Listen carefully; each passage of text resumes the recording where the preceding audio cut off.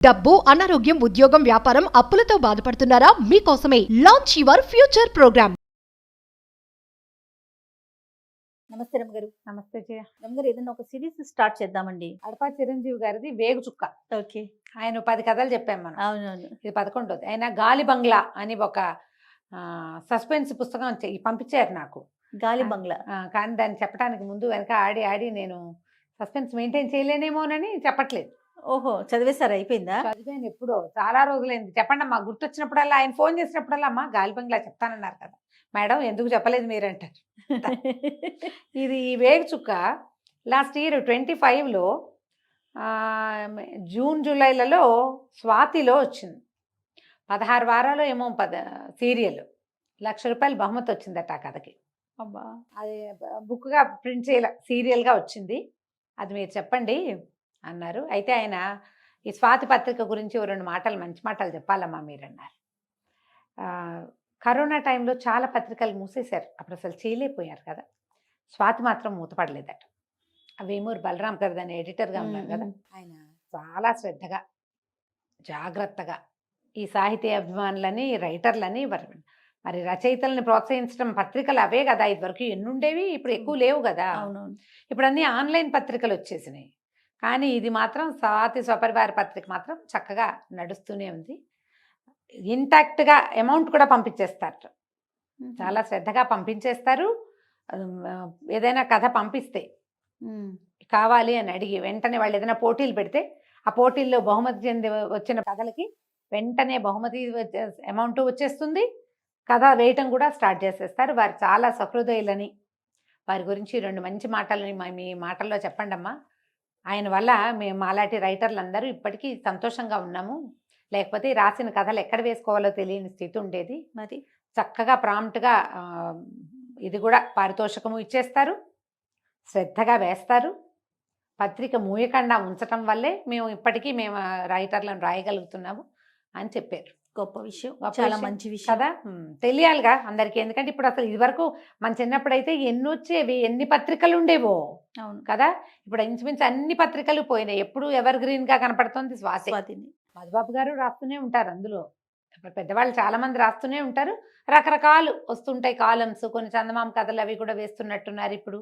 మేము కొంచెం తగ్గిపోయింది. ఇది వరకు నేను రెగ్యులర్గా చదివేదాన్ని. ఈ కొన్ని చదవటం కాదు, మన దగ్గర అప్పుడు రోజు పుస్తకం మార్చడానికి ఒక అబ్బాయి వచ్చేవాడు ఎవ్రీడే. విపుల, చతుర అవి కూడా తెచ్చేవాడు. అప్పుడు ఇంకా హాసం అని అవని బోలెడని వచ్చేవి జయ.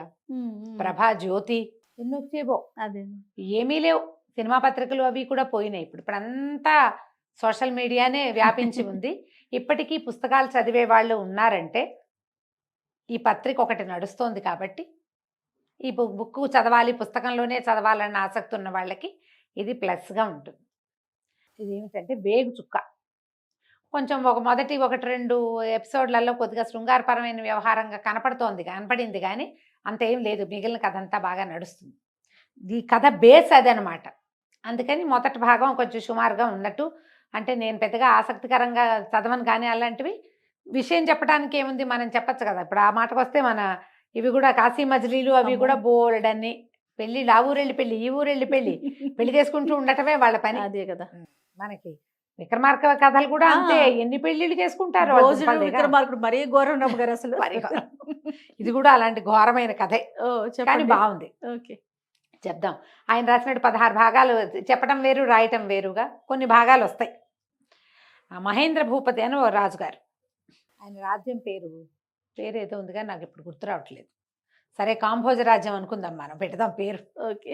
సో ఈ కాంభోజ రాజ్యానికి ఈయన మహేంద్ర భూపతి అని రాజు. ఈయన పెద్ద పర్సనాలిటీ, బ్రహ్మాండంగా కనపడడానికి బాగుండేవారు. కథాకాలానికి ఆయన 40 సంవత్సరాలు ఉన్నాయి. ఈయనకి 30 మంది భార్యలు ఉన్నారట. బాగానే కరెక్ట్గా విన్నాము. అయితే ఈ 30 మంది భార్యలు ఈయనకి ఏంటంటే, ఆయనకి ఎవరూ చేయలేని పనిని, ఎవ్వరూ అనుభవించనంత సౌఖ్యం, ఎవ్వరికీ రానంత గొప్ప పేరు కావాలని కోరిక. మామూలుగా రాజుగా కూడా ఆయన చండప్రచండుడే, యుద్ధ విద్యలు అవి గట్టిగా వచ్చు. యుద్ధం అంటూ వస్తే తిరగొట్టేస్తాడు ఎవరినైనా. కానీ ఆయనకి స్త్రీ చాపల్యం ఉంది.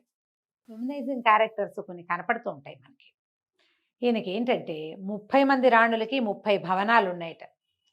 ఆయన రోజు సాయంకాలం పూట ఆ భవనాల ముందు నడుస్తూ వెళ్తాడు.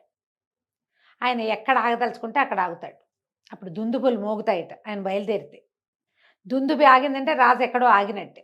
ఈ రాణుల పరిస్థితి ఎట్లా ఉంటుందంటే, ఈ 30 మంది ఉన్నారు కదా, వీళ్ళు సాయంకాలం అయ్యేసరికి చక్కగా ఆయన రాజుగారు వస్తాడని అలంకరించుకుని వాకిళ్లలో ఎదురు చూడడం.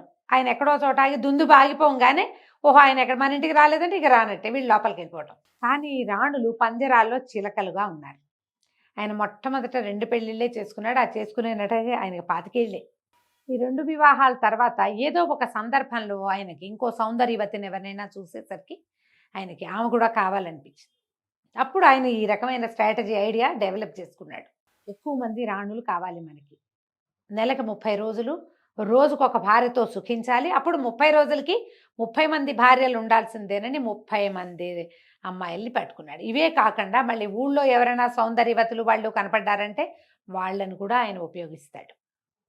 ఎప్పుడైతే ఈ ఎంతసేపు స్త్రీలు సాయంకాలం వీళ్ళింటికి వెళ్తారా వాళ్ళ ఇంటికి వెళ్తారా ఈ పిచ్చ జనాలకు అర్థమైందో రాజు మీద నమ్మకం అవి పోతాయి. నువ్వు చండ ప్రచండుడివో ఇంకోటో చండమార్తాండుడివో అంతే. అది ఉండదు. ఈయన ఈ స్త్రీలోలత్వం బయటపడుతుంది. వాళ్ళ మిగిలిన ఐడియాలజీ అంతా పక్కకి పోయి ఈ 3 భార్యలని 4 భార్యలని 30 మంది భార్యలని ఇవే మాట్లాడతారు. ఆయన తాలూకు మిగిలిన అడ్మినిస్ట్రేషన్ అంతా గంగలో కలిసిపోయినట్టే. ఎప్పుడు కూడా స్త్రీ వ్యసనం వల్ల ఇలాంటివి వస్తాయి. మీ ప్రతిభ ఏం కనపడదు ఇంకా దాని ముందు. ఈ రాజు పని కూడా అంతే అయింది. ప్రజల్లో ఆయన పట్ల ఒక రకమైన అసహనము అది డెవలప్ అయింది. ఈ సందట్లో ఇక్కడ ఏం జరిగింది, ఈయనంటే ఈయనకి ఇప్పుడు 40 వచ్చినాయి. ఆ పెళ్లి చేసుకునే మొదటి పెళ్లికి 25 ఏళ్ళకి చేసుకున్నాడు. క్రమంగా 2 3 భావం అయింది. ఒక 6 పెళ్ళిళ్ళ తర్వాత ఆయనకు అర్థమైంది తనకి సంతానం కలగదు అని. సంతానం లేదు, 30 మంది ఆడవాళ్ళు ఉండి పిల్లలు లేరు. అయినా ఈయన ఏమనుకున్నాడు, ఓహో ఇంకేముంది సంతానం కలిగేది ఏం లేదు, ఎంతమందితో స్త్రీలతో కావాలంటే అంతమందితో సుఖించవచ్చు. అలాగని దాన్ని 30కి పెంచాడు. ఈయనకి 40 ఉన్నాయి కానీ ఆఖరి భార్యలు 16, 18, 22, 20 ఏళ్ల వాళ్ళే ఉంటారు. మరి చిన్నపిల్లలనేగా చేసుకుంటారు. 40 ఏళ్ల రాజుగారు 38 ఏళ్ల పెళ్లి కూతురు ఇప్పుడు మనం వెతుక్కున్నట్టుగా 2 years గ్యాప్తో చేసుకోరుగా. చిన్నపిల్లలే బాగుంటారు. అంత పెద్ద అయ్యేదాకా పెళ్ళిళ్ళు కాకుండా ఉండేవాళ్ళు కాదు, ఆ కాలము కాదు. ఈయన ఆఖరి భార్యలు ఇంకా ఇంకా చిన్న చిన్న పిల్లలు. ఈ చిన్న పిల్లలు ఒక్కొక్క ఈ రాజు ఏంటి రోజు ఒకటి లైన్గా రాడు, అలా నడుస్తూ ఆయనకి ఏ ఊహ వస్తే ఆ ఊహ ఆ ఇంట్లోకి వెళ్తాడు.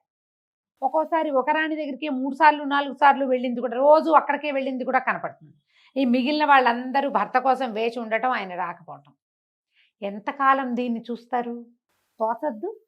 పైగా కుటుంబాలతో రాకపోక అవి ఉంటే ఏదో ఒక రకంగా ఉండునేమో. ఈ వీళ్ళలో ఒక రకమైన ఇన్ఫెర్టిలిటీ డెవలప్ అయిపోయింది ఈ రాణులందరిలో. ఎవరు మగవాడిని లోపలికి తీసుకురావాలి అన్న ఆలోచనలు వచ్చేసి అక్రమ సంబంధాల వైపుకి వెళ్ళిపోయారు వాళ్ళు. రోజు వెయిట్ చేయటం, రోజుల తరబడి భర్త రాకపోవటం. ఇలాంటి పరిస్థితి ఉన్నప్పుడు పాతివ్రత్యం కుదరదు, నడవక బయట నుంచి మగవాళ్ళు లోపలికి వస్తుండేవాళ్ళు. వాళ్ళని తేవడానికి వీళ్ళు ఎన్ని రకాల మార్గాలు అవలంబించేవాళ్ళు. ఈ రాజుగారు దుందుబి మోగింది, సాయంకాలం అయ్యింది, ఎవరింట్లోకి ఆయన వెళ్ళిపోయాడు. ఆయన కోసం వేచి ఉన్న రాణి ఎన్ని రోజుల నుంచో చూస్తోంది. ఆవిడకి పిసుకు పుట్టిపోయింది. ఈ చెలికత్తెకి చెప్పింది. అప్పుడెప్పుడో ఒకసారి ఒక కుర్రాడు ఇక్కడ పనిచేయడానికి వచ్చాడు కదా, వాడిని తీసుకురమ్మంటే చెలికత్తె చాలా తెలివిగా ఏం చేసింది, కోట దాటి అక్కడి నుంచి ఆ కుర్రాన్ని వెంబడి పెట్టుకొచ్చింది. అది ఎట్లా చేసింది, ఆ అబ్బాయికి ఆడవేషం వేసి తీసుకొచ్చింది. 30 మంది రాణులకి తలుపులు బయట అందరూ ముసలి వాళ్ళు, శతాధిక వృద్ధులు, పెద్ద వయసు ఉన్నవాళ్ళు, చిన్న వయసు ఉన్నవాళ్ళు కాదు, వాళ్ళకు ఉండే సైనికులు. ఆ తాళాలు వేయటాలు అవన్నీ 80 ఏళ్ళు 90 ఏళ్ళు 70 ఏళ్ళు బాగా వృద్ధాప్యంలో ఉన్నవాళ్ళు. వాళ్ళు మరి చిన్నపిల్లలు కదా రాణులు, కాబట్టి వీళ్ళు పెద్దవాళ్ళు. కోట గోడల బయట ఉండేవాళ్ళు చండప్రచండులుగా ఉంటారు. వాళ్ళకి లోపలికి వెళ్ళే అవకాశం లేదు. లోపలికి వెళ్ళే వాళ్ళంతా ముసలి వాళ్ళే. చెలికత్తెలు ఈ ముసలి పరిచారకుల మీదే నడిచేది కథ అంతా. ఈ అమ్మాయి ఏం చేసింది, చెలికత్తె బయటికి వెళ్ళి ఆ కుర్రాడికి ఆడవేషం వేసి లోపలికి తీసుకొస్తే ఈ కోట దగ్గర తలుపులు వేసేవాడు ఉంటాడు కదా, అతను అడిగాడు, ఎవరే ఈ అమ్మాయి అంటే, ఆ అమ్మగారు తీసుకురమ్మన్నారు, లావణ్యమ్మగారు పువ్వులు అల్లడానికి మనిషి కావాలన్నారు, ఆవిడకి పువ్వులు సరదా, మందిరం అంతా అలంకరిస్తారట సాయంత్రాలు, ఇలాంటి మాటలు చెప్పి కుర్రవాడిని లోపల తీసుకుపోయింది. వాడు ఆడవేషంలో ఉన్నాడు.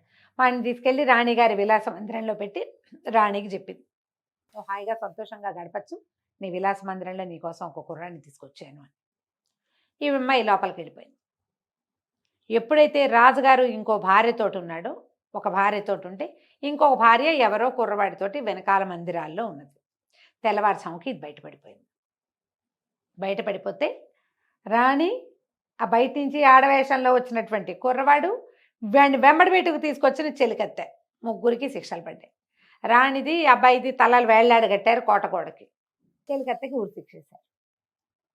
మరి దానివల్ల కదా ఇది జరిగింది. ఇట్లా బయటపడుతూనే ఉన్నాయి. ముగ్గురు రాణులు మోక్షం పొందారు. అయినా కూడా ఊరుకోవాలని లేదు వీళ్ళకి, మిగిలిన వాళ్ళకి. కొన్ని రోజులు భయం, కొన్ని రోజులే భయం వేస్తుంది జయ. తర్వాత మళ్ళీ మామూలు అయిపోతుంది. తర్వాత శరీరం దాని పని చేస్తుంది కదా.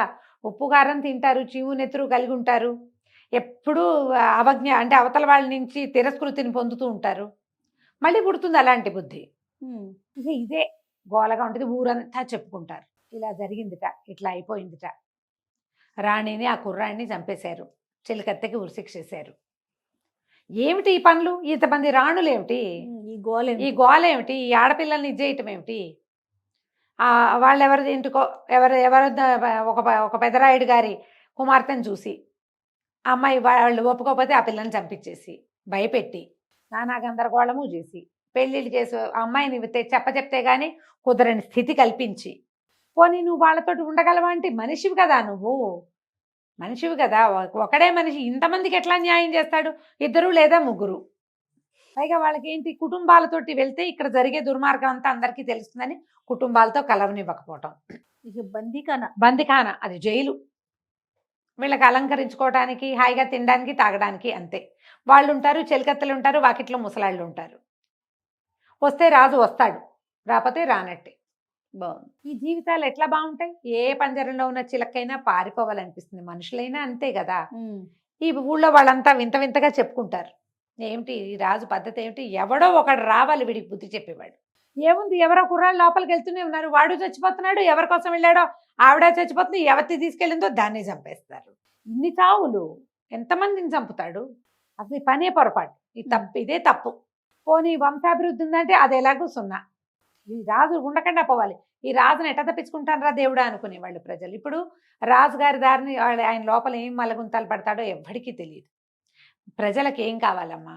వేళకి తిండి తిప్పలు, రాజ్యంలో పంటలు పండటం, మంచి పరిపాలన, నీళ్లు సుపరిపాలన. అంటే నీళ్లు వ్యవస్థ అది బాగుండాలి. వ్యవస్థని మించి రాజుగారి తాలూకు దుర్వ్యసనమే బయటపడుతోంది. వ్యవస్థ ఉన్నా రాజుగారి దుర్వ్యవసాయం ప్రజలకి నచ్చదు, కంటగింపుగా ఉంటుంది.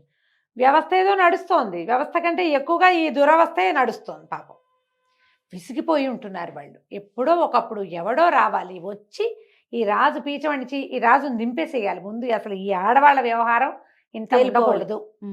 ఈ గోళలు నడుస్తూ ఉండేవి. అయితే ఈ రాణుల్లో మాళవిక అని ఒక ఆవిడ. ఆ మాళవిక ఒక 16-17 సంవత్సరాల చిన్నది. ఈ అమ్మాయి ఒక వ్యాపారస్తుడి కుమార్తె.